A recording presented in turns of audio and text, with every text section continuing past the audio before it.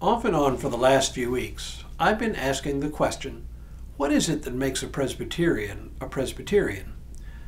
I've tried to stress that most of our basic beliefs we actually share in common with nearly the whole Christian church. It's just that the way we arrange the pieces and the way we place greater emphasis on some of them gives us a relatively distinctive character. Not necessarily better, just distinctive. Now I want to talk about a couple of things that are more truly distinctive about our theology and our ethos.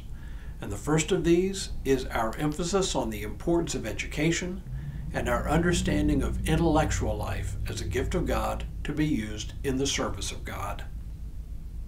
Hello, I'm Stuart Baskin, pastor of First Presbyterian Church of Tyler, Texas. And this is your daily devotional for Friday, October 4th, 2024. It is fair to say that wherever you find Presbyterians, you'll find schools. Well, so what? A number of Christian denominations and traditions plant schools, but in many cases what they plant are schools for the select few, for the elite in a society. Presbyterians have always had a bias in favor of schools that serve everyone. Two illustrations will do here. As many of you know, our church supports a small system of Presbyterian schools in Pakistan. The Presbyterian Education Board, or PEB, has operated schools in the Punjab region for well over 100 years, with the exception of a 26-year gap when the Pakistani government nationalized the schools beginning in 1972. Other Christian denominations there also operate schools, but the Presbyterian schools were specifically designed to serve the poorest of the poor, what at one time were called the untouchables. Now, the PEB system operates a few schools for students whose families can afford a regular tuition, but these schools function as places that produce income that supports the other schools where poorer students attend, mostly in small villages and towns. And here's the thing. The quality of education is largely the same for the village schools as for the wealthier city schools. That's example number one. Example number two.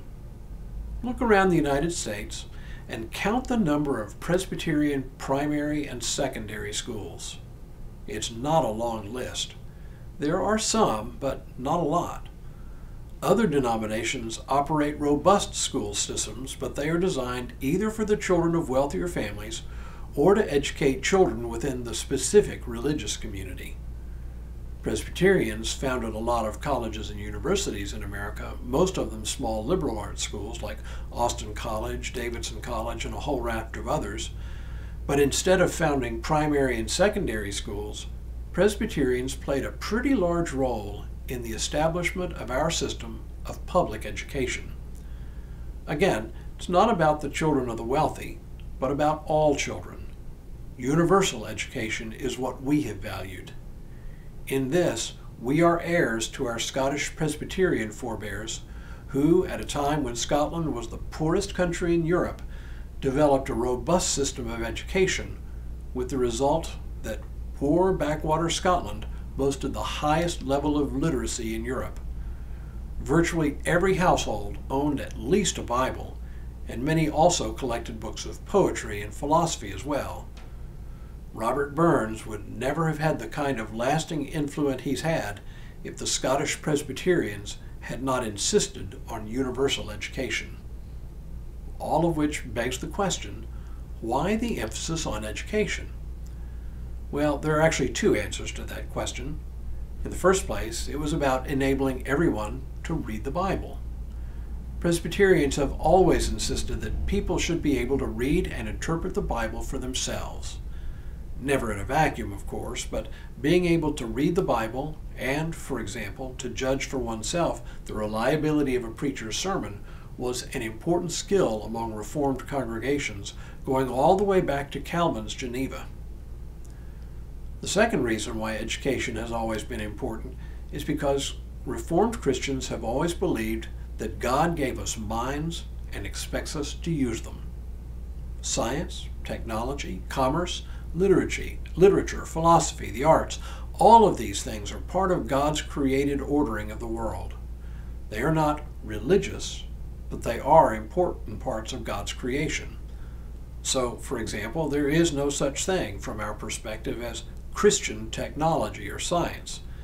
These are spheres of knowledge that do not rely on revealed knowledge.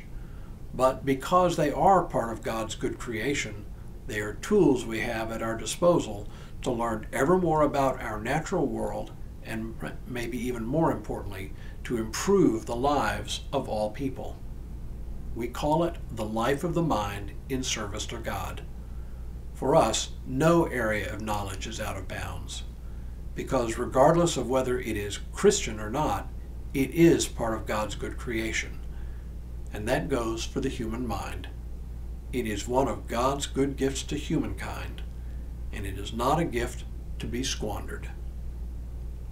Tomorrow, a call to a particular way of life in the world. But for now, may God continue to bless you and keep you in all that you do this day and in all the days ahead.